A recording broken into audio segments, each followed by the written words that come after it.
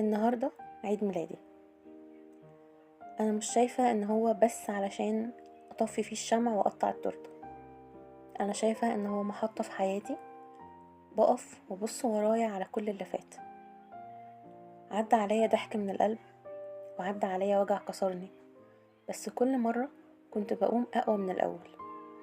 كنت بتعلم ان الدنيا مش دايما بتمشي زي ما احنا عايزين، لكن دايما بتمشي زي ما ربنا كاتب لنا، والخير في كل حاجة حتى لو احنا مش فاهمين ده. كبرت سنة في الصبر وفي الفهم، وفي ان قلبي بيعرف يفرق بين مين يستاهل يفضل معايا ومين لازم يمشي. اتعلمت ان السعادة اوقات بتكون في الحاجات الصغيرة، وان الوحدة اوقات بتكون ارحم من ناس ملهاش لازمة في حياتنا. النهاردة انا مش بعد السنين، انا بعد المواقف اللي غيرتني، بعد الدعوات اللي اترفعت لي في السر، وبعد الايام اللي كنت ضعيفة فيها ووقفت تاني من جديد.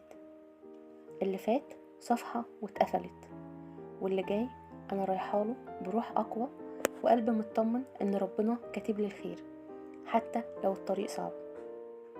كل سنة وانا لسه بعافر، كل سنة وانا لسه بحلم وحلمي بيكبر معايا، ولسه عندي يقين ان اللي جاي احلى.